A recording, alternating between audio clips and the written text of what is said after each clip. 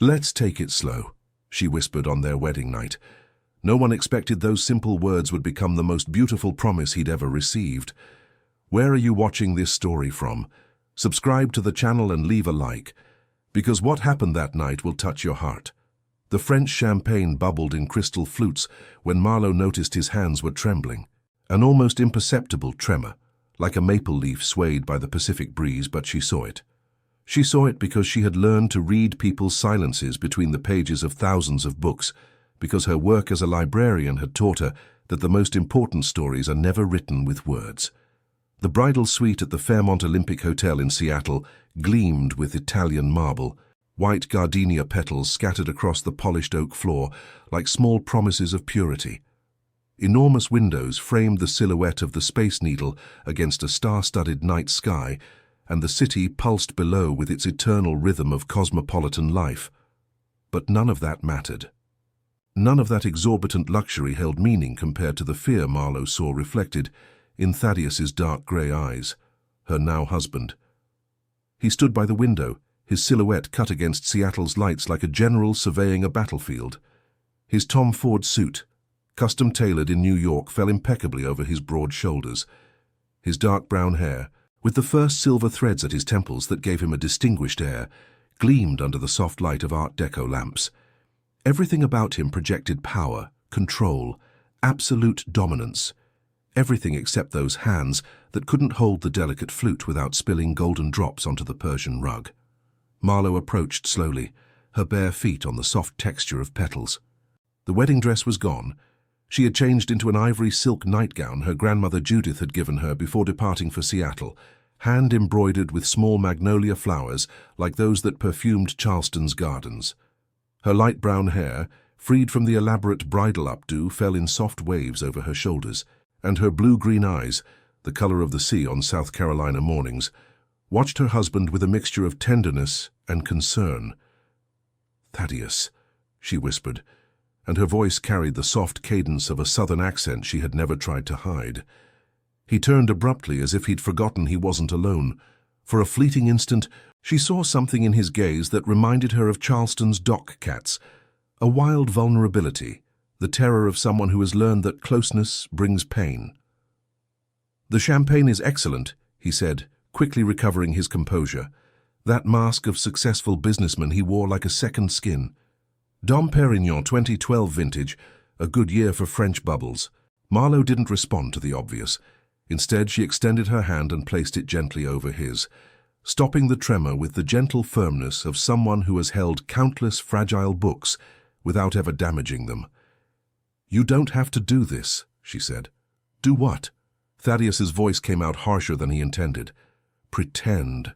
The silence that followed was as dense as the humidity of a summer night in the Low Country.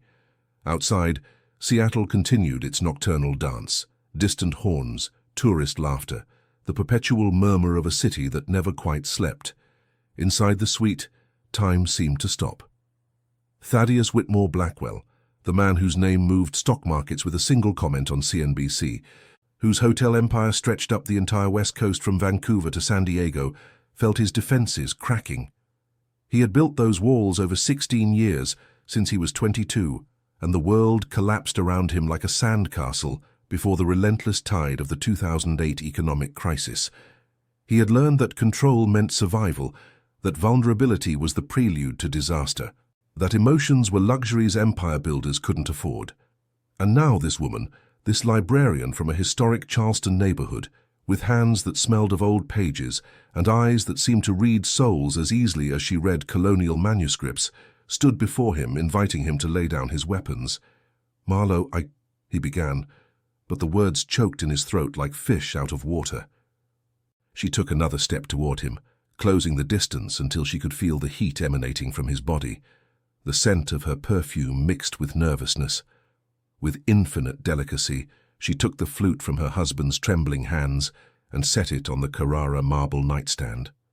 "Take it slow," she whispered, and those 3 words floated in the air like an ancient melody, like a spell capable of stopping storms. Thaddeus looked at her, really looked at her, perhaps for the first time since he'd met her 3 months ago in that cafe near the Seattle Public Library, when he'd spilled coffee on the books she was carrying, and his orderly world began to crumble in the most unexpected way. In Marlowe's eyes there was no expectation, no demand, no hunger of those who had pursued him his entire adult life, seeking his fortune, his power, his name. There was only a silent question and a barely hinted promise, the promise that whatever was tormenting him, he wouldn't have to face it alone. "I don't know how to do this," he finally confessed, and his voice sounded strange to his own ears, stripped of its usual certainty, naked as it hadn't been in years. Marlowe smiled, and it was like watching sunrise over Charleston Harbor. "Nobody's born knowing," she replied, "but we can learn together." She took his hand firmly and guided him to the navy blue velvet sofa that dominated a corner of the suite. They sat side by side, their knees barely touching, the silence slowly transforming from awkward to intimate. "Tell me something you've never told anyone," she asked. Thaddeus swallowed hard. Outside, a police siren tore through the night, receding toward some urban drama that didn't concern them. Seattle's lights twinkled like earthbound stars, indifferent to the human dramas unfolding behind its building's windows. "I'm scared," he said, and the words came out before he could stop them, escaping from the prison where he'd kept them for too long. "I'm scared of not knowing how to be someone who deserves this. This moment. You." Marlowe didn't respond immediately. Instead, she rested her head on his shoulder, a gesture so simple and so profound that Thaddeus felt something loosen in his chest, a knot he didn't even know existed. "You know what's most beautiful about old books?" she asked, her voice soft as the velvet beneath their bodies. "They're full of imperfections, ink stains, dog-eared pages, margin notes from forgotten readers, and yet those imperfections are precisely what makes them valuable. They tell a story beyond the story." Thaddeus frowned, not quite understanding. "What I mean," Marlowe continued, lifting her head to look into his eyes, "is that you don't need to be perfect. You don't need to have all the answers or know exactly what to do. You just need to be here, with me, imperfect and real." The moon had shifted over Seattle when they finally fell asleep, still dressed, intertwined on the sofa of the hotel's most luxurious bridal suite. There had been no unbridled passion or physical consummation of the marriage. There had been something much rarer and more valuable, the beginning of true intimacy, built on the foundation of shared vulnerability. And while the city dozed under the blanket of stars, while Puget Sound whispered secrets to Alki Beach, that night's promise, "Take it slow," began weaving its first threads into the tapestry of a story just beginning. Because Marlowe didn't yet know that behind those walls of obsessive control hid a broken child who had never gotten over watching his family collapse.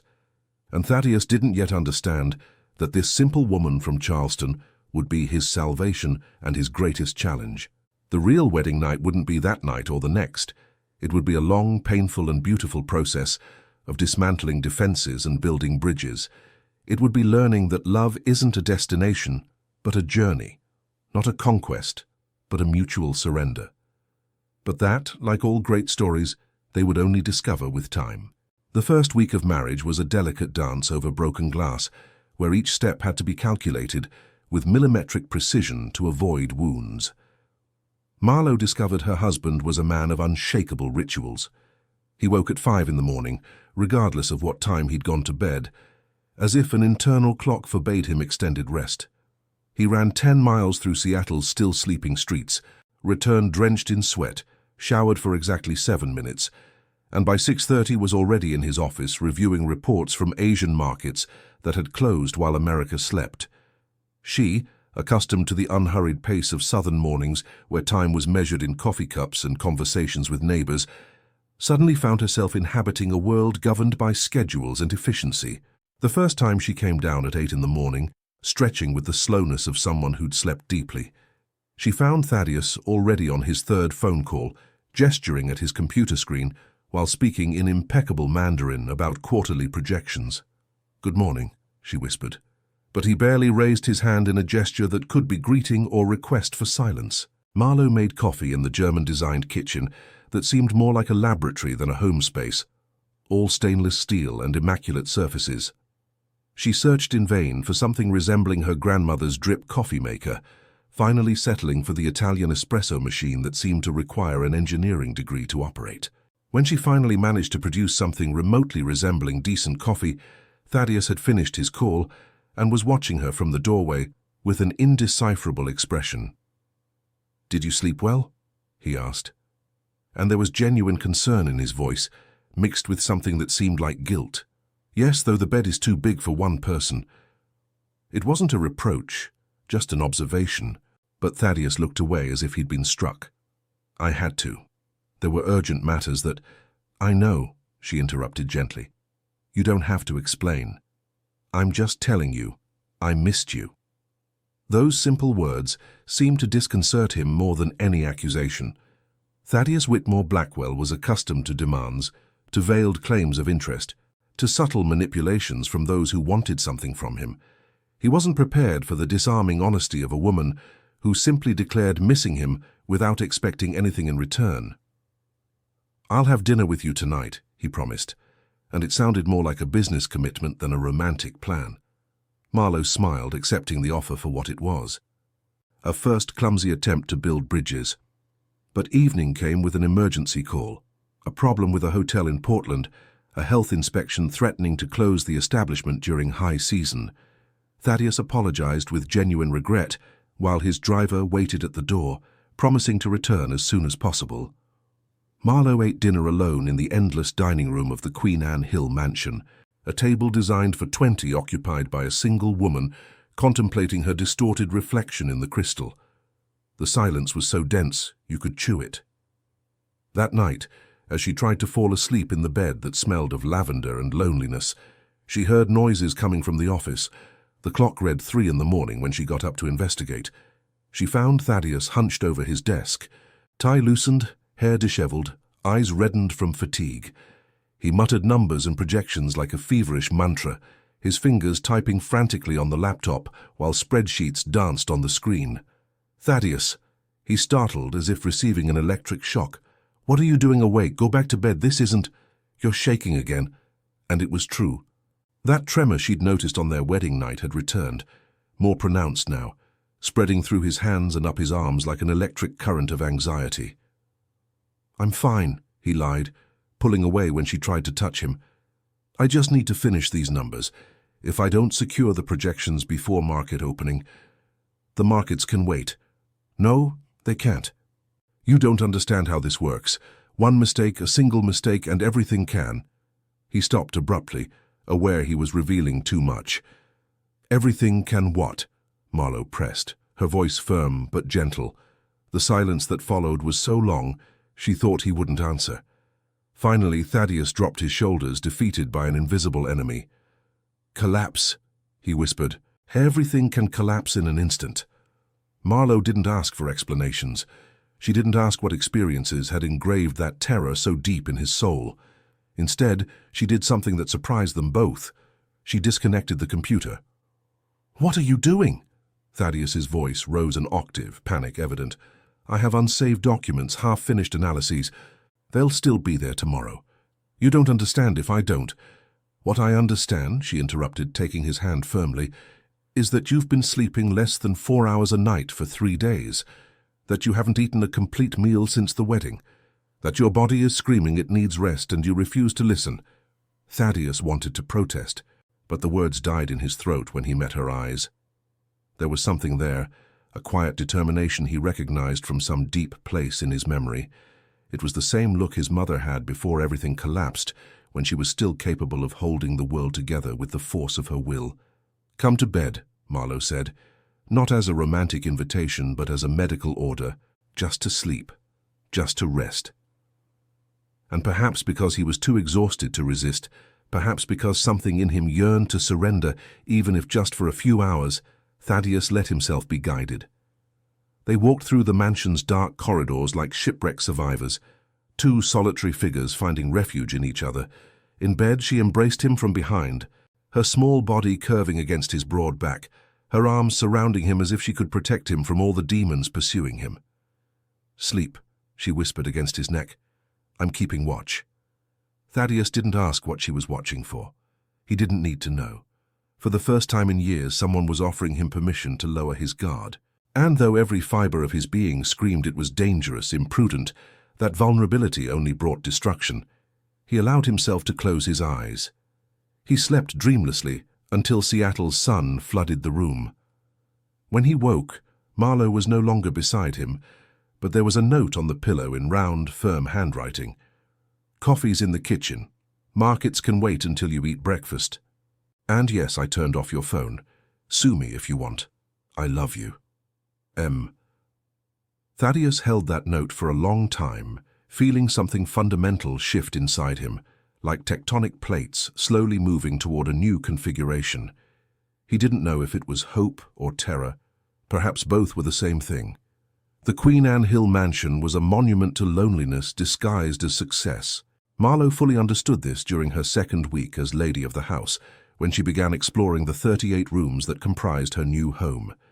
Each space was an exhibition of good taste and wealth, designer furniture signed by names she recognized from magazines.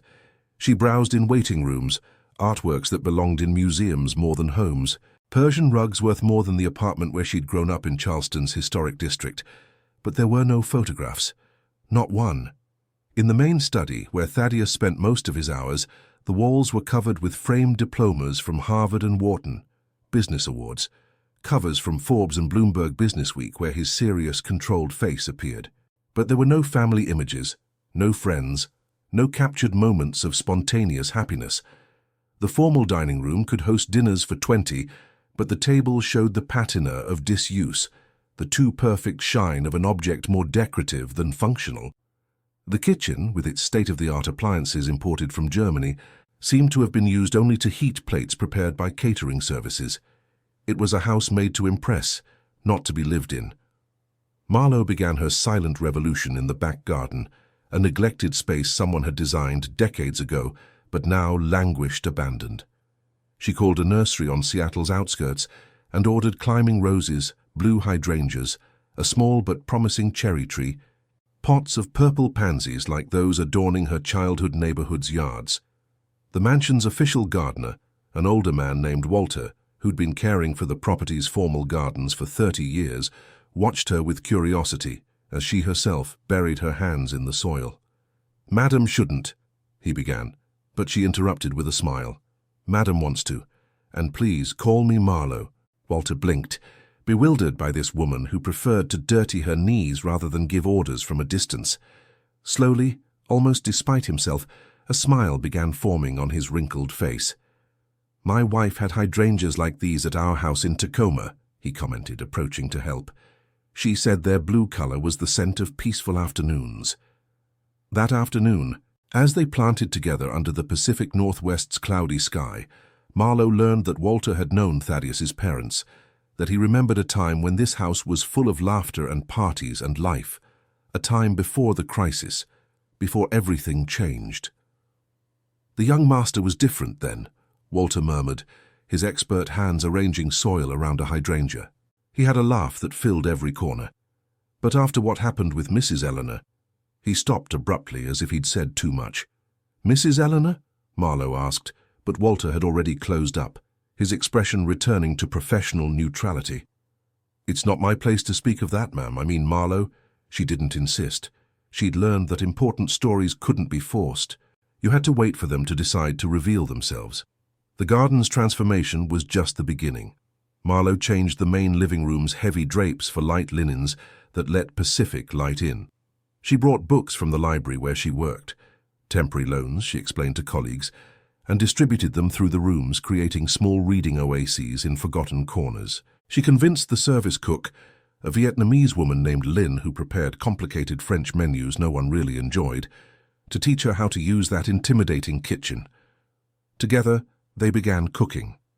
Shrimp gumbo that perfumed the hallways with Cajun spices, crispy fried chicken like her mother made, biscuits with maple syrup that Lin had never tried but declared superior to any pastry dessert. The aroma of home cooking began infiltrating the mansion, awakening something dormant in its walls. Thaddeus noticed the changes without commenting, watching with an indecipherable expression as his fortress of solitude was invaded by life. One evening he came home to find the small dining room table, one he didn't even know existed, set for two, with candles and a checkered tablecloth Marlowe had found forgotten in some closet. "What is this?" he asked, genuinely confused. "Dinner," she responded naturally. "You know, that thing normal people do at the end of the day. Sit down, eat, talk about things that aren't quarterly projections." Thaddeus opened his mouth to object that he had pending work, urgent emails awaiting response, that the business world didn't stop because someone decided to have dinner like a normal person. But something in Marlowe's gaze stopped him. It was a look that didn't demand or plead. It simply waited, patient as waves lapping the shore, knowing they would eventually shape even the hardest stone. He sat down. "What are we eating?" "Dungeness crab jambalaya. Lynn says it's the house specialty, though apparently nobody's ordered it in years." The jambalaya was perfect, the crab tender, the rice infused with flavors evoking southern coasts. But what was truly extraordinary was the conversation. For the first time since they'd met, they talked about things that had nothing to do with the present or business. Marlowe told stories of her Charleston childhood, afternoons learning to read with grandmother Judith while magnolia scent drifted through windows, neighbor gatherings on porches where world problems were solved over glasses of iced tea, Spoleto festival processions where she'd sold lemonade until her arms ached but pride kept her from complaining. "My father left when I was 7, she recounted without drama, like someone relating a weather fact. "He simply didn't come back one day.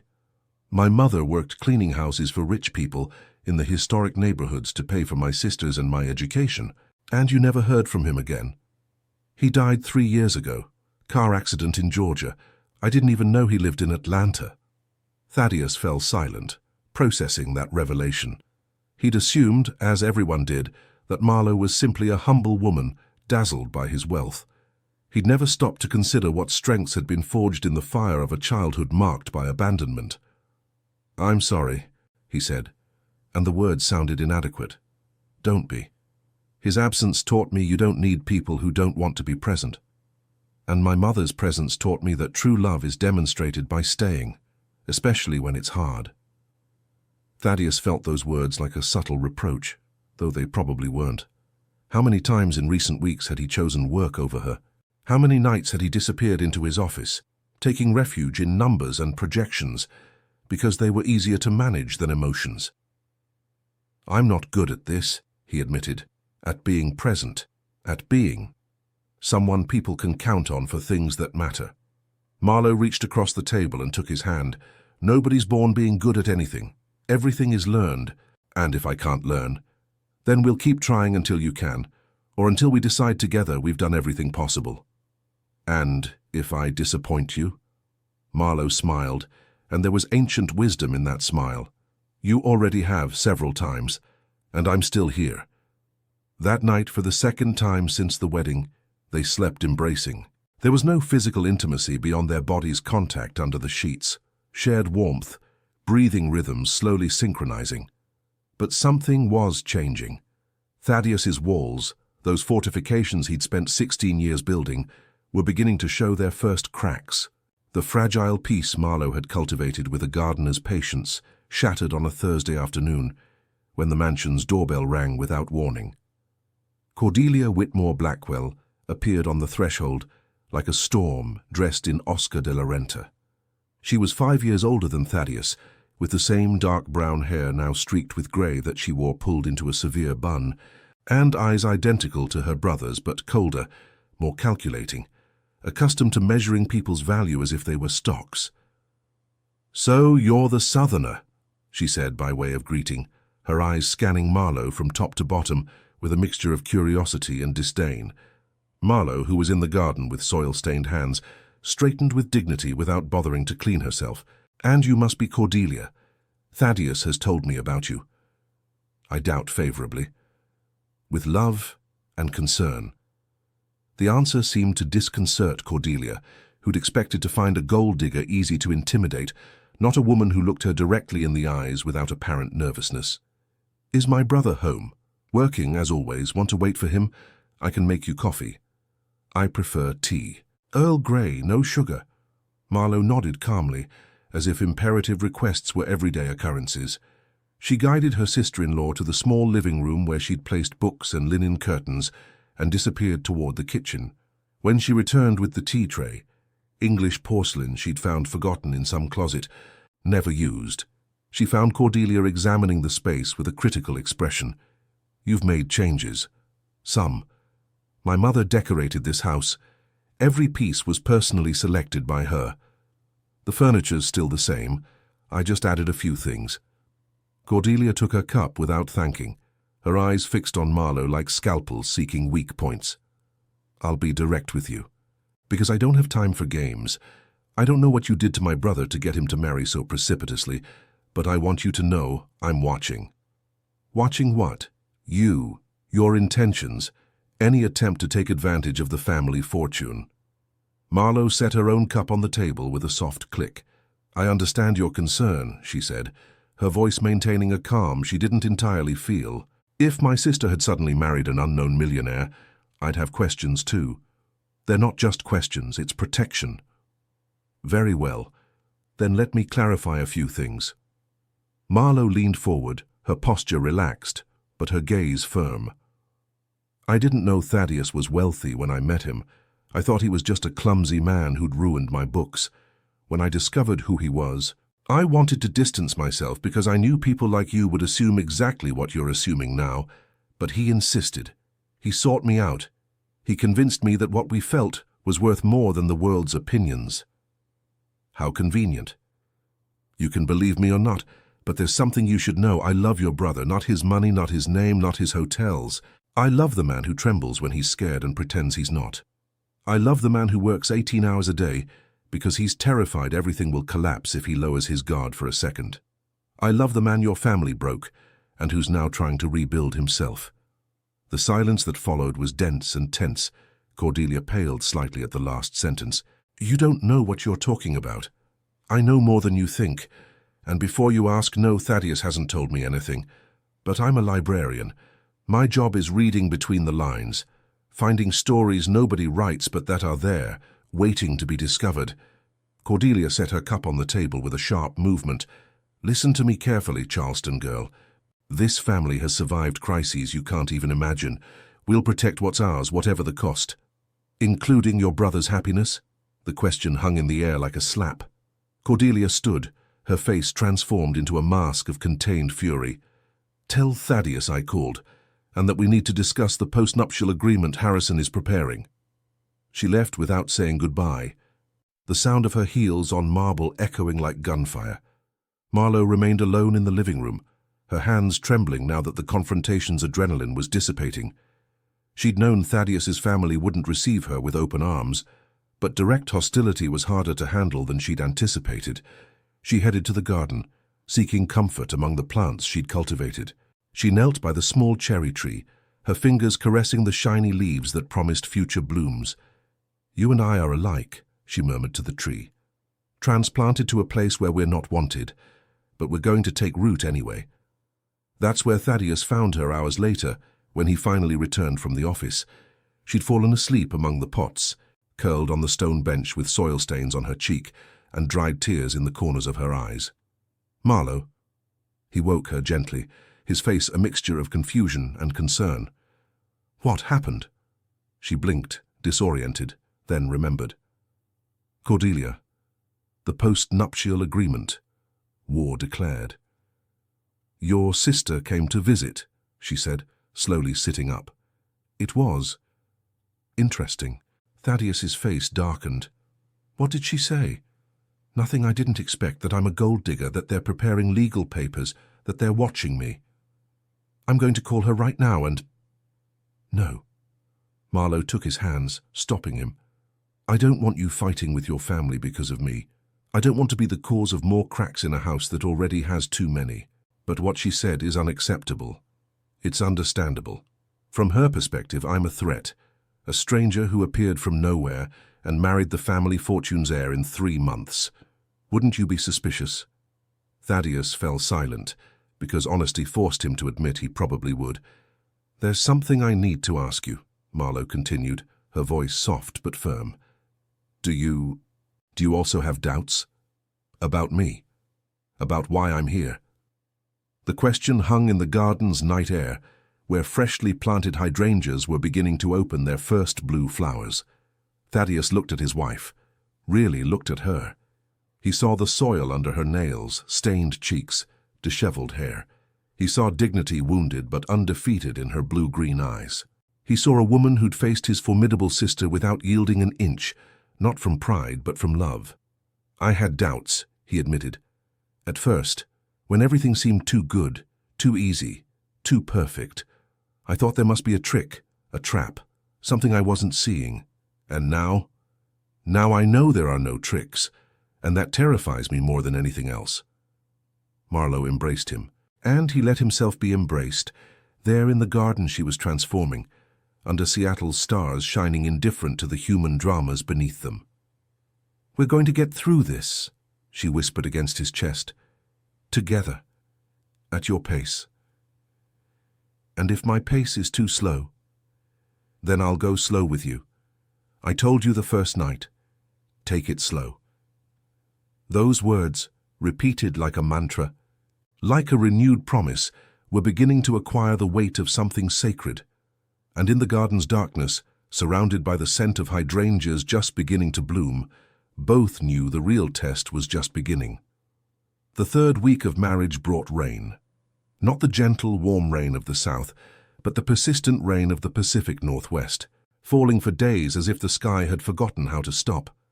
The Queen Anne Hill mansion grew even quieter, corridors echoing with the constant drumming of drops against windows. Thaddeus had traveled to San Francisco to resolve a dispute with Silicon Valley investors, leaving Marlowe alone for the first time since the wedding. She took advantage of the solitude to continue her exploration of the house, finding forgotten corners and sealed closets containing fragments of past lives. It was in a small third-floor room, converted into an improvised storage space, where she found the boxes. There were a dozen stacked against the wall like soldiers awaiting orders that would never come. They were labeled in elegant, feminine handwriting. Personal documents, correspondence, photographs, do not open. Marlowe hesitated. She knew she was entering private territory, that those boxes probably contained secrets Thaddeus hadn't chosen to share. But she also knew that understanding the past was essential to building a future. With trembling hands, she opened the first box. The letters were organized chronologically, hundreds of them, written on quality paper that had yellowed with years. She recognized the letterhead of a psychotherapy practice in Boston. They were addressed to Eleanor Whitmore Blackwell and signed by a doctor named Dr. Patricia Morrison, specialist in anxiety disorders and trauma. Marlowe knew it was wrong to read them, that this was an invasion of the most intimate privacy, but her eyes were already scanning the lines, absorbing fragments that told a story of devastation. The symptoms of generalized anxiety she presents are consistent with trauma experienced during the financial crisis. The loss of family patrimony has triggered panic responses that, her husband's distancing has exacerbated her feelings of abandonment. I strongly recommend that Mr. Blackwell participate in family therapy sessions. Young Thaddeus, despite his young age, has assumed a caretaker role that doesn't correspond to a 22-year-old. I'm concerned about the impact this may have on his future emotional development. Hospitalization at Mass General was necessary, given the nervous breakdown she presented. It's imperative that the family understand the gravity of the situation. Marlowe set down the letters with trembling hands. Now she understood many things. Thaddeus's terror of losing control, his obsession with work as a shield against chaos, his inability to allow himself vulnerability. He had been a child forced to grow up too soon, carrying on his shoulders the weight of a collapsed family. He had built an empire to protect a mother who had broken and a father who had fled. And in the process, he had forgotten how to be simply human. She put the letters back exactly where she'd found them, but the information burned in her mind like coals. When Thaddeus returned from San Francisco 2 days later, he found a different Marlowe, quieter, more observant, with a tenderness in her gaze he didn't know how to interpret. "Did something happen while I was away?" he asked, setting his briefcase on the entry hall table. "No, I've just been thinking." "About what?" About us, about what brought us here, about the past we carry even though we try to leave it behind. Thaddeus tensed imperceptibly. The past is the past. There's no use digging it up. Sometimes it helps understand the present. The silence that followed was loaded with unspoken things. Marlowe wanted to ask him directly about his mother, about the family collapse, about the scars he hid under his businessman armor, but something stopped her. Forcing revelation wasn't the way. He had to choose to open up when he was ready. "I missed you," she said instead. Thaddeus let out a sigh, tension leaving his shoulders. "I missed you too.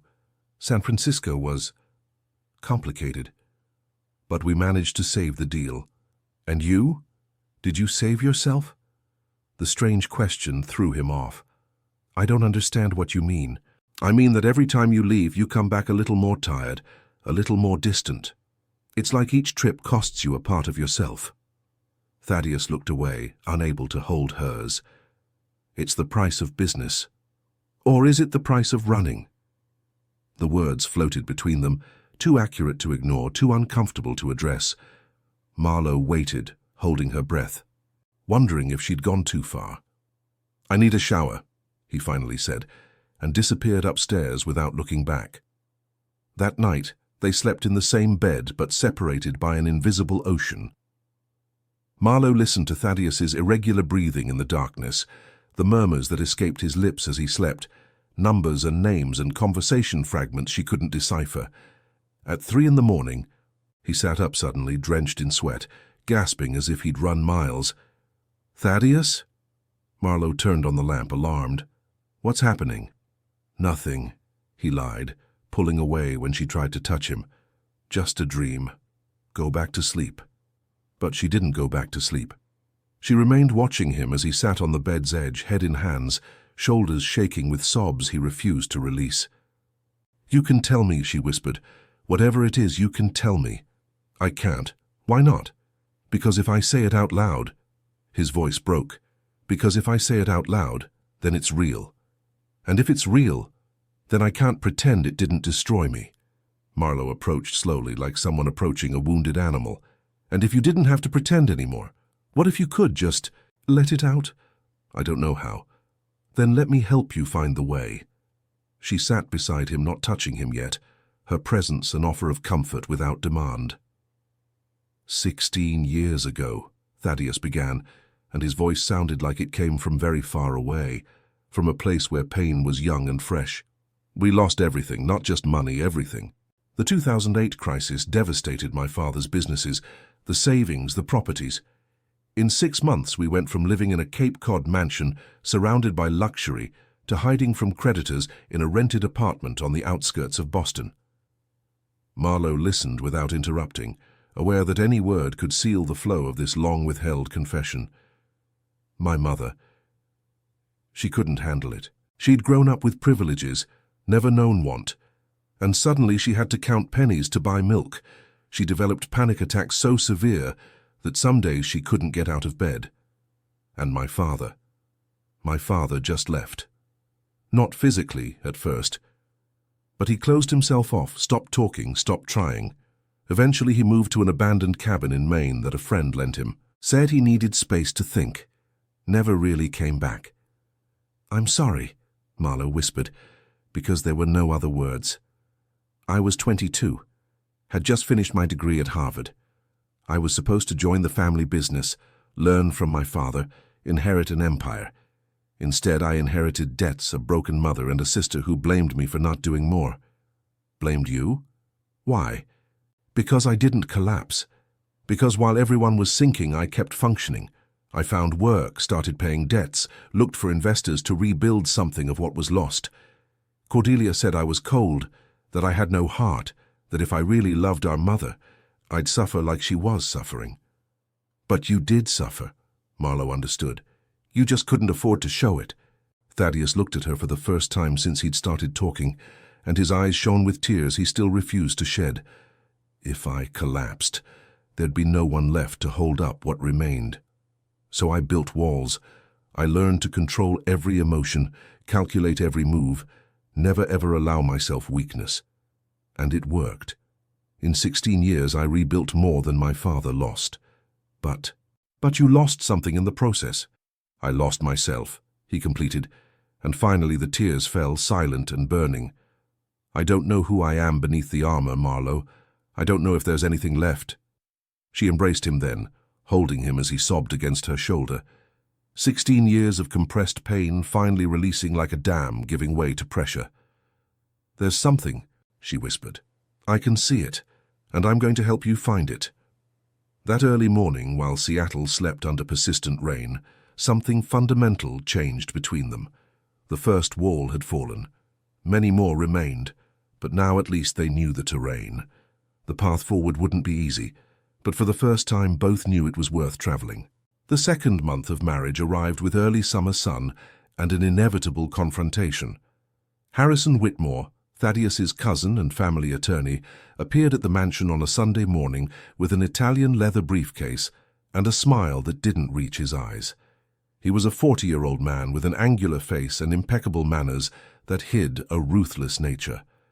"Dear cousin," he greeted, shaking Thaddeus's hand, "and you must be the famous Marlowe. Delighted to finally meet you." Marlowe shook his cold hand, instinctively sensing this man represented danger. "I'm sorry we have to discuss unpleasant business on such a beautiful day," Harrison continued, opening his briefcase, "but the family has decided it's necessary to formalize certain agreements." "What agreements?" Thaddeus asked, though his tone indicated he already knew. "A post-nuptial agreement, naturally. Considering the speed of the marriage and the disparity of assets, it's prudent to establish legal protections." Marlowe felt her stomach contract. "Protections against what?" "Against any eventuality, dear." Harrison smiled with the condescension of someone explaining basic math to a child. "A divorce, for example. In that case, this document would ensure family assets remain where they belong." "Where they belong being the Whitmore-Blackwell family." "Exactly." Thaddeus took the documents and reviewed them with a stone expression. Marlowe watched his profile, trying to decipher what he was thinking, what he was feeling, what he would decide. "This agreement basically establishes that Marlowe would have no rights to anything in case of separation," Thaddeus finally said. "Not to alimony, not to asset participation, not even to compensation for shared time." "It's the standard protection any advisor would recommend," Harrison replied. "Your father, may he rest in peace. Well, your father would have insisted on this before the wedding." "My father abandoned my mother when she needed him most. You'll forgive me if I don't consider his judgment as a moral reference." The silence that followed was tense as a guitar string about to break. "I'll sign," Marlowe said suddenly, surprising both men. "What?" Thaddeus turned to her. "No, this is unacceptable." "Why?" Marlowe kept her voice calm, though her heart was racing. "If I never wanted your money, what difference does putting that in writing make?" "The difference is the principle. The difference is that this treats you like a threat, like a potential criminal." "I know, but signing gives me the opportunity to prove them wrong." Harrison watched the exchange with feline interest. "A sensible woman," he commented. "Perhaps we underestimated you." "Get out of here, Harrison." Thaddeus's voice was frozen steel. "Get out of my house right now." "Cousin, I'm just trying to protect the interests of—" "I said get out." Harrison gathered his unsigned papers, his smile frozen. "This isn't over. The family has rights, Thaddeus. You can't ignore us indefinitely." "Watch me." When the door closed behind the attorney, Thaddeus turned to Marlowe with a devastated expression. "Why did you do that? Why were you willing to sign?" "Because they're right about one thing. This was very fast. 3 months of knowing each other, and we got married. If I were your sister, I'd have questions too." "But you're not a gold digger." "No, I'm not. But they have no way of knowing that yet. Only time will prove it." Thaddeus walked to the window, looking without seeing at the garden Marlowe had transformed. "I'm tired of this," he said, and his voice sounded hollow. "Tired of everything being a transaction, a legal agreement, a protection against some future disaster. I built an empire protected by walls of contracts and clauses, and now those same walls are suffocating me." Marlowe approached and stood beside him. "Then tear them down." "How?" Start with the ones inside you. Thaddeus looked at her, and she saw something new in his eyes, the faint gleam of a decision forming. You know what my father would have told me in this situation, to protect assets at any cost, that emotions have no place in important decisions. And what are you going to do? The opposite, always the opposite of what he would have done. That afternoon, Thaddeus made a call that surprised everyone. He hired a therapist recommended by Dr. Morrison, the same one who had treated his mother years ago. The first session would be the following Wednesday. It won't be easy, Marlowe warned when he told her. Nothing worthwhile is. It was a phrase that could have sounded empty, but coming from a man who had spent 16 years running from his pain, it was a declaration of war against his own demons. That night, for the first time since the wedding, they made love. It wasn't the unbridled passion of movies or the perfect consummation of fairy tales. It was awkward and tender and full of uncomfortable pauses, nervous laughter when something didn't work as they expected, whispers of, "Is this okay?" And no, wait, better like this. It was real. And when they finished, embracing in their bedroom's darkness, Thaddeus whispered against Marlowe's hair, "Thank you." For what? For staying. For waiting. For believing there's something here worth saving. There always was, she replied. You just needed someone to help you see it. Outside, the garden's cherry tree had begun to bloom, its perfume rising to the open windows like an unexpected blessing. The third month brought with it a gradual but visible transformation. Thaddeus began therapy with resistance and ended each session exhausted but lighter, as if layers of invisible weight were peeling off his shoulders. The therapist, a mature man named Dr. Chen, had the patience of someone who has heard thousands of stories and the wisdom not to judge any. Excessive control is a defense mechanism, he explained during their third session. But what protected you when you were young is now limiting you. Intimacy requires vulnerability, and vulnerability requires letting go of control. Letting go feels like falling into a void, Thaddeus admitted. Perhaps. But there's someone waiting to catch you. Those words resonated in his mind for days. He had spent so much time building safety nets, contingency plans, walls against disaster, that he had forgotten that true security didn't come from external structures, but from human connections.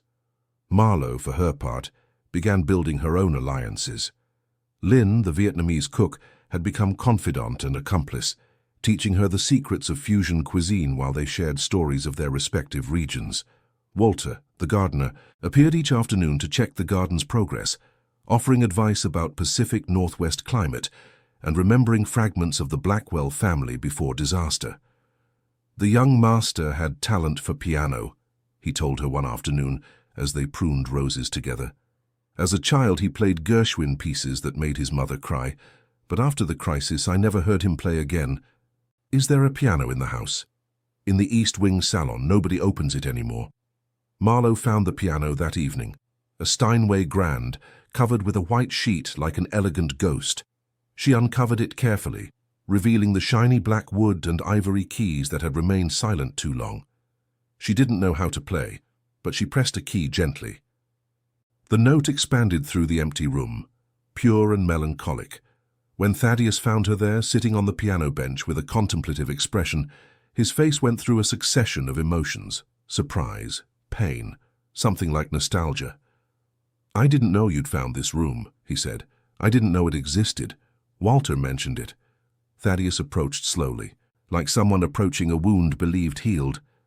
"My mother loved to hear me play. She said music gave her peace when nothing else worked. Do you still remember how?" "Probably not. It's been over 15 years. Want to try?" He looked at her, and in his eyes was a battle. The old Thaddeus, the controlled one, the protected one, wanted to refuse the invitation, seal that room again, keep the past where it belonged. But the new Thaddeus, who was slowly learning to lower his defenses, sat beside her on the bench. His fingers touched the keys, with the shyness of a lover reuniting with their first partner. He played a scale, then a chord, then the first bars of a piece his hands remembered though his conscious mind had forgotten it. Gershwin. Rhapsody in Blue. Music filled the room like water filling an empty glass. Thaddeus played with eyes closed, his fingers moving by muscle memory, while silent tears ran down his cheeks. Marlowe didn't interrupt. She understood this was more than music. It was an archaeological excavation of the soul, a reunion with a part of himself he'd buried along with pain. When the last note faded, the silence that followed was charged with meaning. "Thank you," Thaddeus finally said, opening his eyes. "I didn't do anything. You did everything. You gave back something I thought lost forever." That night, for the first time, Marlowe fully understood what "take it slow" meant. It wasn't just about physical intimacy or giving a damaged man time to heal. It was about radical patience, about being present without demanding, about creating safe spaces where the most vulnerable parts of each other could emerge. The battle was far from won, but that small victory, a man rediscovering music he loved, was a crucial step on the path. The fragile balance they'd built began to wobble at the end of the third month, when external reality invaded their healing bubble. Seattle media had begun publishing speculation about the famous businessman's whirlwind marriage. "Who is the mysterious Southerner who conquered Seattle's most eligible bachelor?" asked a Seattle Times headline. Sources close to the family reveal the wedding was precipitated for reasons the family is trying to hide, another insinuated. Social media filled with conspiracy theories, secret pregnancy, financial scandal, emotional manipulation. Stolen photographs of Marlowe, leaving the library where she still kept her part-time job, buying fruit at Pike Place Market, appeared accompanied by cruel comments about her appearance, her origin, her supposed ambition. "She's nothing but a common gold digger," someone wrote under a blurry photo of her on the streetcar. "Look at her, playing lady when you can tell from a mile away she doesn't belong," another commented. Marlowe tried to ignore the noise, but it was hard.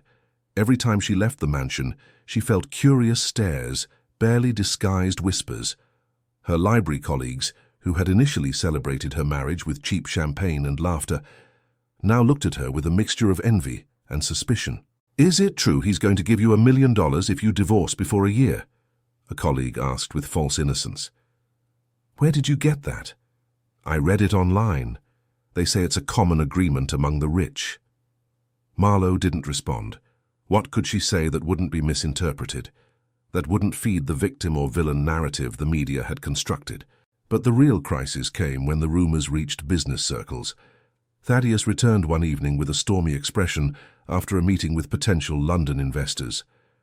"They asked if my judgment is compromised," he said, dropping onto the sofa. "They insinuated that my impulsive marriage reflects lack of emotional stability." "And what did you say?" "That my personal life is none of their business. But the meeting didn't go well. They were uncomfortable, distrustful. I think we're going to lose the deal." Marlowe felt the weight of guilt crushing her. "This is my fault. If you hadn't—" "No." Thaddeus stood abruptly. "Don't you dare finish that sentence. Others' prejudices aren't your responsibility. But they're affecting you. Your company, your reputation, those are things I can rebuild. But I can't rebuild this." He gestured between them. "I don't want to rebuild it." Marlowe wanted to believe him, but the seeds of doubt had been planted. That night, for the first time, she slept with her back to him, unable to bear intimacy when she felt like a burden. The following days were a study in controlled distance. Thaddeus worked longer hours, justifying himself with the need to compensate for lost business. Marlowe took refuge in the library, extending her shifts to avoid the mansion's emptiness. When they coincided, conversations were polite but superficial, two strangers inhabiting the same space. The breaking point came during a dinner at a competitor hotel's exclusive restaurant, where Thaddeus had been invited to a networking event. Marlowe accompanied him dressed in an evening gown Thaddeus had insisted on buying, feeling disguised and out of place among women with jewelry that cost more than her old apartment. "So you're the famous wife," a middle-aged woman with a face stretched by too many surgeries commented. "I must say you're not what we expected." "And what did you expect?" "I don't know. Something more glamorous." Thaddeus always had excellent taste. Marlowe felt blood rushing to her cheeks. "His taste remains excellent," Thaddeus intervened, his voice sharp as crystal. And his wife has more elegance in one finger than many people in their entire body overloaded with jewelry. The silence that followed was uncomfortable for everyone except Marlowe, who for a moment felt genuinely defended. But in the car on the way back, tension exploded. "You didn't have to do that," she said. "Insult that woman because of me. Would you have preferred I let her humiliate you?" "I'd have preferred not to be there in the first place. I don't belong in that world, Thaddeus. No matter how many expensive dresses you put on me, I'll always be the Charleston librarian to them. And I'll always be the kid who lost everything and had to rebuild from scratch. You think they really accept me? They tolerate me because I have money. The moment I lose it, they'll discard me just like you. But you're not going to lose it. You don't know that. Nobody knows. Everything can collapse in an instant." Those words, spoken with the terror of someone who'd lived that collapse, hung in the car's air like an omen. When they arrived at the mansion, Marlowe went straight up to the bedroom without waiting for Thaddeus. He remained in the living room, drinking whiskey he didn't want, staring without seeing at walls she had filled with light. That night, they slept in separate rooms for the first time since the wedding, and both knew something had broken. The week that followed was the hardest since they'd met. Marlowe had stopped sleeping properly, dark circles marking grooves under her blue-green eyes. She moved through the mansion like a ghost, avoiding rooms where she might encounter Thaddeus, eating little, speaking less. Lynn and Walter watched her with silent concern, exchanging meaningful glances but not daring to intervene. Thaddeus, for his part, had plunged into work with the desperation of someone drowning and seeking any lifeline. He spent entire nights at the office, ignoring his therapist's calls, rebuilding walls he had begun to tear down. It was Marlowe who finally broke the stalemate, though not in the way she expected. One afternoon, while organizing papers in the study she'd converted into her refuge, she found something she'd forgotten: the letters from her mother-in-law's therapist, which she'd read weeks ago. Beneath them, in a smaller box she hadn't opened the first time, were photographs. Photographs of the Blackwell family before disaster. Young Thaddeus, smiling with an incomplete set of teeth, holding a puppy in what must have been the Cape Cod house gardens. Teenage Thaddeus, sitting at the piano with concentrated expression, while an elegant woman watched him adoringly from a nearby sofa.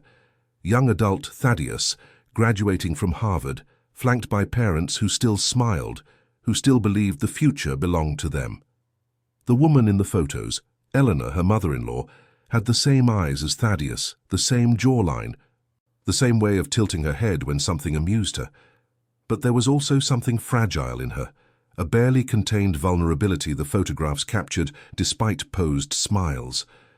Marlowe held the images for a long time, feeling she understood things words could never have explained. She understood why Thaddeus feared collapse so much. He'd seen exactly what it looked like, in his mother's eyes, in his father's growing absence, in the slow destruction of everything he loved. And she understood something more. She was allowing the same fear to destroy them. She kept the photographs except one, young Thaddeus with the puppy, laughing without reserve, and took it with her when she finally sought her husband. She found him in his office at 2 a.m, exactly where she expected. He was hunched over financial documents, brow furrowed, eyes reddened from fatigue. "We need to talk," she said from the doorway. "I can't right now. I have to. Now." Her voice was firm but not hostile.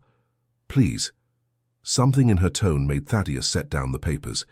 He looked at her, really looked at her for the first time in days. Sand saw exhaustion in her features, determination mixed with pain.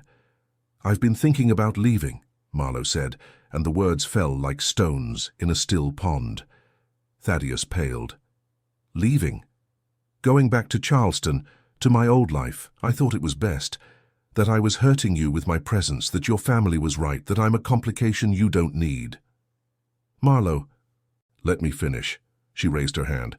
"I thought all that for days. I convinced myself the noble decision was to step away, leave you free of a wife who only brings you problems. That's not. But then I found this." She showed him the photograph of the boy with the puppy. "And I realized that leaving would be doing to you exactly what your father did to you, abandoning you when you need me most." Thaddeus took the photograph with trembling hands. His eyes moistened when he recognized it. "Where did you get this?" from a box in the third-floor storage. There were many things there: letters, photographs, fragments of a life you hid but couldn't destroy. You had no right to. No, I didn't. But I did it. And now I understand things I didn't understand before. I understand why you're so afraid, and I understand why that fear is separating us. The silence that followed was loaded with years of unprocessed pain. "I don't want you to leave," Thaddeus finally whispered. "Why not?" Because without you I don't know who I am. Before I met you I knew exactly who I was: a businessman, an empire builder, a success-producing machine. But with you I started to remember there was something more, something I buried so long ago I almost forgot it. And what is that something? Hope. The possibility that life is more than surviving, than protecting, than avoiding disaster. The possibility of being happy. Marlowe approached until she stood before him. She took his face in her hands, forcing him to look at her. "Then stop running. From me, from yourself, from everything that scares you. I know it's hard. I know it hurts. But the alternative is worse." "What's the alternative?" "Ending up alone, like your father. Protected but empty. Alive but not really living." The words hit with the force of a long-avoided truth. Thaddeus closed his eyes, his jaw tense with internal struggle. "I don't know if I can," he admitted. "I don't know if I have the strength. You don't have to have it alone. That's the point. You don't have to be strong for both of us. We can take turns holding each other up. We can learn together." And then he did something neither expected. He cried. Not the silent tears he'd shed before, but a deep, wrenching cry that seemed to come from the depths of his being. Marlowe held him as he collapsed, both kneeling on the office floor among financial projection papers that no longer mattered. They cried together, for everything lost and everything they could still save.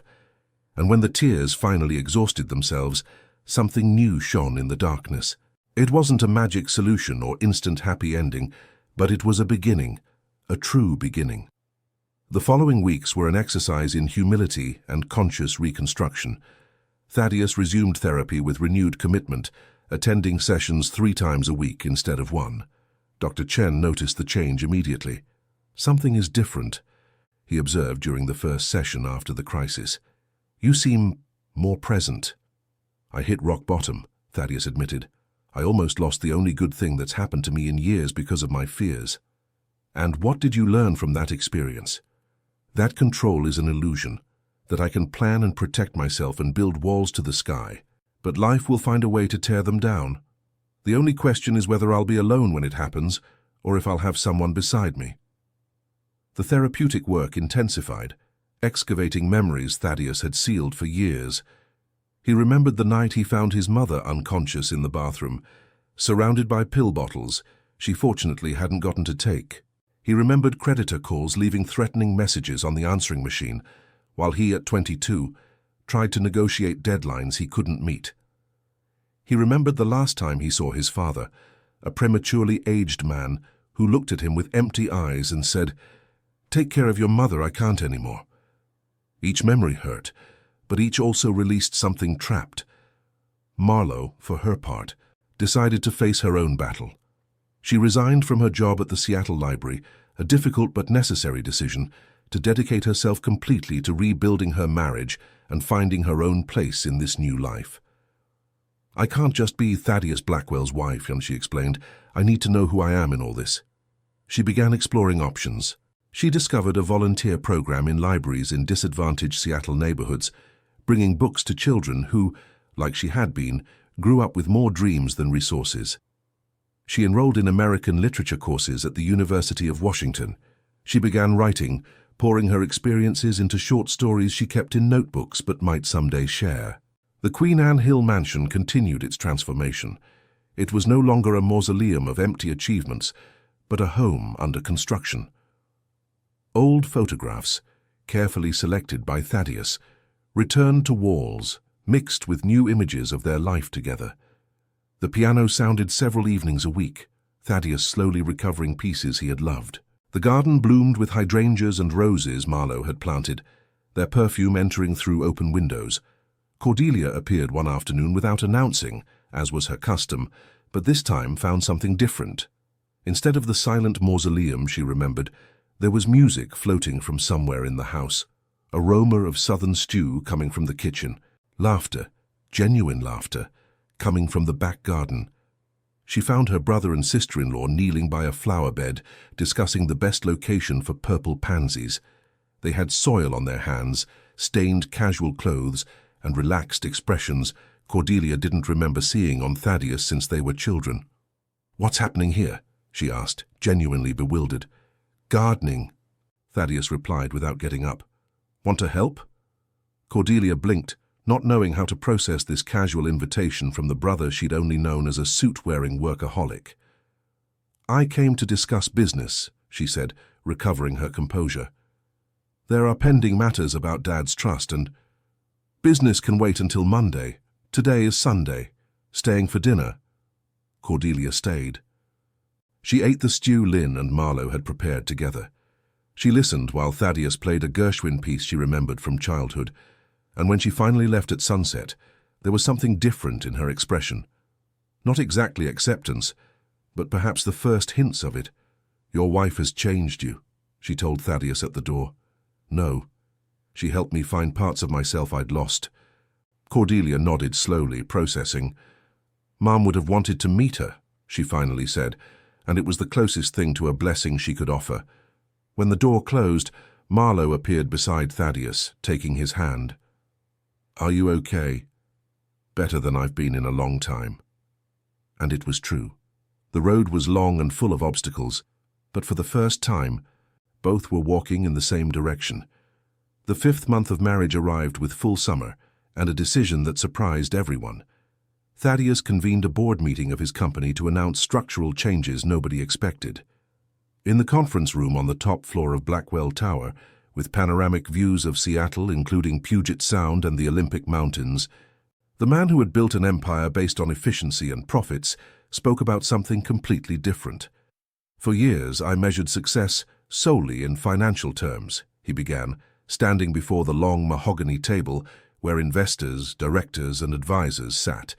Quarterly growth, return on investment, market share, those were the only indicators that mattered. Those present exchanged cautious glances. Some feared a sale announcement, others a restructuring that would threaten their positions. But I've come to understand there are other ways to measure what's worthwhile: social impact, environmental sustainability, employee well-being, and the communities where we operate. "Thaddeus," interrupted one of the principal investors, an older man named Fitzgerald who had known his father, "what exactly are you proposing?" "I'm proposing a gradual transformation of our business model. Over the next 5 years, I want to convert at least 50% of our luxury hotels into eco-resorts with LEED certification. I want to implement training programs for youth from disadvantaged communities, create real employment opportunities with decent wages. I want our legacy to be something more than numbers on a balance sheet." The silence that followed was dense as fog. "You realize this will reduce profit margins?" Fitzgerald asked. "Shareholders won't. Shareholders can choose to stay or leave. I won't compromise on this direction halfway. It's this or nothing." The following hours were tense, full of debates and projections, difficult questions and answers Thaddeus had carefully prepared with specialized consultants.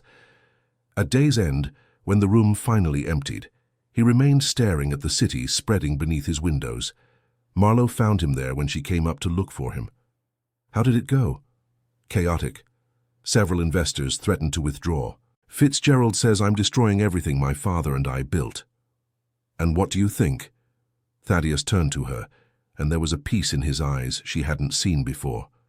"I think for the first time, I'm building something that truly matters, something I can be proud of when I look back." Marlowe smiled and embraced him, there in front of the windows with Seattle gleaming below them. "Your father would have hated this," she commented. "Yes, but my mother would have loved it." That night, as they had dinner in the garden under stars and the scent of hydrangeas, they talked about the future in a way they never had before. Shared dreams, joint plans, the possibility of a family. "Do you want to have children?" Marlowe asked suddenly. surprising herself with the question. Thaddeus remained silent for a long moment. Before I would have said no. I was too scared of repeating my parents' mistakes, of harming someone innocent with my own demons. And now? Now I think it would be a privilege to raise someone with you, to teach them the things we're learning, to give them what we didn't have, a home where love is more important than success, where imperfections are welcomed. Marlowe felt her eyes fill with tears. Are you sure? I don't want to pressure you. I'm as sure as I can be about anything, which, as you know, isn't much, but I'm willing to try. They kissed under Seattle's stars, sealing a silent pact that was more than romance. It was hope embodied. The future, for the first time, seemed something to anticipate rather than something to fear. The Spalito Festival arrived in Charleston, with its explosion of culture, music, and life, and Marlowe insisted they had to go. You need to know where I come from, she told Thaddeus. Not just photos or stories, you need to smell it, taste it, feel it. He agreed, though with some apprehension. Charleston represented everything his world wasn't. Spontaneity, organized chaos, emotions expressed without filter. But he'd learned that leaving his comfort zone was precisely where growth happened. The flight from Seattle deposited them in a city transformed by the festival. The historic district streets vibrated with music, sounding from balconies adorned with magnolias. The air smelled of jasmine and southern food from nearby restaurants, and people walked in summer dresses and linen shirts, as if elegance were something natural and everyday. Marlowe's mother, Beatrice, waited at the airport with a nervous smile and a cotton dress she'd saved for special occasions. She was a small woman with the same brown hair as her daughter, though now streaked with grey, and eyes that had seen everything and still retained the capacity to marvel. "So you're the husband," she said, examining Thaddeus with the same intensity he examined financial statements. "I'm Thaddeus. It's an honor to meet you, ma'am." "Beatrice, none of this ma'am business, and the honor remains to be seen." Marlowe laughed, embracing her mother. "Mom, be nice." "I am nice, but I'm also practical. Rich men don't marry girls from the historic district without reason. I want to know what his is." "Love," Thaddeus replied without hesitation, "though I understand that may seem insufficient as an explanation." Beatrice looked at him for a long moment, then nodded slowly. "Well, at least he's not a coward. That's already something." The days that followed were total immersion in the world Marlowe came from. They walked the cobblestone streets of the French Quarter, where neighbors greeted Marlowe by name and flooded her with questions about her new life. They visited the city market, where her mother still bought vegetables, chatting with vendors she'd known for decades. They ate at tiny restaurants where shrimp and grits and iced tea flowed like water, and every waiter had a story to tell. The festival itself was a revelation for Thaddeus. Outdoor concerts, theater performances in historic theaters, art galleries improvised in colonial houses, created a temporary celebration where social differences blurred in common appreciation for culture. He saw business people enjoying jazz alongside street performers, professors sharing conversations with tourists, an entire spectrum of humanity united by celebration. "I don't understand how it works," he admitted one evening, sitting on Beatrice's house porch as the sun set over the harbor. "In my world, everything is so compartmentalized, rich with rich, poor with poor. But here culture belongs to everyone," Marlowe completed. "It's what unites us beyond differences." They attended chamber music concerts, he enjoying more than expected, and ate until pants buttons protested, and when the afternoon found them walking the Battery with views of the harbor, Thaddeus stopped suddenly. "What is it?" Marlowe asked. "I'm happy," he replied, as if the word were new to his vocabulary. "Genuinely happy, without conditions, without worries, without waiting for something bad to happen, just happy." Marlowe smiled, her eyes shining with tears of joy. "Welcome to life, Thaddeus Blackwell. You're late, but you made it." On the last day in Charleston, Beatrice took them to the cemetery where Grandmother Judith was buried. "She would have wanted to meet you," she told Thaddeus, pointing to a simple headstone adorned with fresh flowers someone maintained regularly. "She was the wisest person I knew. She said, 'True love isn't a feeling. It's a decision you make every day.'" Thaddeus contemplated the headstone, thinking about his own grandmother, whom he'd barely known, about the generations of love and sacrifice that had brought Marlowe to him. "I'll try to be worthy of her granddaughter," he promised. "Don't try," Beatrice replied firmly. "Do it." When the plane returned them to Seattle, something had changed. Thaddeus carried with him not just memories of festival and music, but a deeper understanding of what it meant to belong to something larger than oneself. And in his jacket pocket, an embroidered handkerchief Beatrice had given him at farewell. So you remember where the love that reaches you comes from. The 6th month of marriage arrived with news that would change everything. Marlowe had been feeling strange for weeks. Morning nausea she attributed to the change of season. Inexplicable fatigue she blamed on stress from Thaddeus's company transformation. Emotional sensitivity she simply ignored. It was Lynn, the cook, who finally forced her to face the obvious. "Ma'am, you've been nauseous 3 mornings in a row and you tell me it's my foe that I've made for 40 years and has never made anyone sick. It's nothing. A virus, maybe. Or maybe something that's not a virus." Lynn looked at her with ancestral wisdom. "When was your last period?" The question fell like a bucket of cold water. Marlowe did mental calculations, her face paling as arithmetic revealed an unexpected truth. 6 weeks, maybe 7. Lynn nodded as if she'd suspected all along. "I'd go to the pharmacy before saying anything." The pregnancy test, 3 actually because disbelief demanded multiple confirmation, showed unequivocal results. Marlowe sat on the bathroom floor, looking at pink lines announcing a life beginning, feeling a mixture of terror and wonder that threatened to overwhelm her. It wasn't planned. They'd talked about children as a future possibility, something distant they'd address when they were ready. But life, as Thaddeus had learned, doesn't wait for you to be ready. She decided to tell him that same evening, during dinner in the small dining room that had become their favorite space. But before she could speak, Thaddeus arrived with news of his own. "The company transformation has been approved by the board," he announced, his face glowing with enthusiasm she rarely saw. "Fitzgerald and 2 other investors withdrew, but we found new partners who share our vision. The first eco-resort will open on the Oregon coast next spring." "That's wonderful," Marlowe said, genuinely happy for him, but also nervous about what she had to reveal. "There's more." Thaddeus sat across from her, taking her hands. "I've been thinking about what you said about building something bigger than ourselves, and I think I'm ready." "Ready for what?" "For a family, to really try. I know we talked about waiting, but—" Marlowe couldn't help it. The laugh that escaped her lips was nervous and relieved in equal parts. "What are you laughing at?" "Nothing. Everything. The universe's irony." "I don't understand." In response, Marlowe pulled one of the pregnancy tests from her dress pocket, placing it on the table between them. Thaddeus looked at it without understanding for 1 second, then 2, then comprehension dawned on his face like the sun over Puget Sound. "Are you—" "6 weeks, maybe 7. The silence that followed was the longest of their life together. Marlowe watched emotions cross her husband's face. Shock, disbelief, and then fear. The old fear, the one they'd worked so hard to overcome, raising its head like a monster they'd thought defeated. "It wasn't planned," he whispered. "No. We're not ready. Probably not. This changes everything." "Yes." Thaddeus stood abruptly, walking to the window. His shoulders were tense, his breathing accelerated. Marlowe recognized the signs of an incipient panic attack. "Thaddeus, look at me." He turned, and in his eyes were tears. "I don't know if I can do this," he confessed. "I don't know if I can be a father.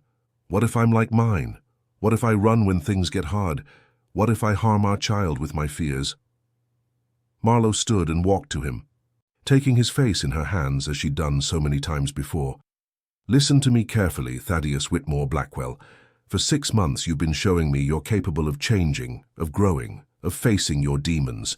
You've transformed your company, you've rebuilt your relationship with your family. You've learned to love in a way you didn't even know existed, and now you're going to let fear stop you. But a child will give you one more reason to be the best version of yourself. You won't be perfect. You'll make mistakes. There will be hard days and sleepless nights and moments when you'll want to run. But you won't. You know why? Why? Because you're no longer the man you were. Because you've learned that love isn't control. It's presence. That strength isn't never falling, it's getting up with help. That life isn't a transaction, it's a gift that's shared. Thaddeus closed his eyes, tears falling freely now. I'm scared, he admitted. Me too, she replied. But we're scared together, and that makes all the difference. They embraced in the dining room's growing darkness, two people who had come so far from that wedding night, when she whispered, "Take it slow." Now they understood those words had never been about going slowly. They'd been about building something true, step by step, no matter how long it took. When they finally separated, Thaddeus placed his hands over Marlowe's still flat abdomen. "Take it slow," he whispered. And the words were now a different promise, the promise that whatever came, they would face it together.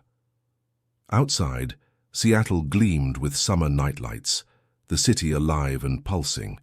In the garden, the hydrangeas Marlowe had planted months ago perfumed the air with their scent of hope. And somewhere in the future, a son or daughter who didn't yet have a name waited their turn to join this story that was just beginning. The garden's cherry tree had borne its first fruit. Marlowe contemplated them from the rocking chair Thaddeus had installed by the stone fountain, her hand resting on the pronounced curve of her abdomen, where their daughter moved with the impatience of someone ready to know the world. Only 3 weeks remained until the probable birth date, and the entire house vibrated with anticipation. The Queen Anne Hill mansion was unrecognizable. It was no longer the mausoleum of empty achievements she'd found a year ago, but a living home, full of photographs and laughter and the controlled disorder of a shared life. Linen curtains let Pacific light in. Books accumulated in unexpected corners. The piano sounded almost every evening with Gershwin pieces Thaddeus had recovered from oblivion. Lynn appeared with a tray of fresh lemonade, her wrinkled face creased by a perpetual smile. "Sir called. Says he's coming from downtown." "Downtown? Did something happen?" "Nothing bad, relax. He went to visit his mother." Marlowe nodded, feeling a warmth that had nothing to do with July's sun. Eleanor Whitmore Blackwell had been found by Thaddeus 3 months ago, living in a modest assisted living facility on Portland's outskirts, where Cordelia had placed her years before without informing anyone.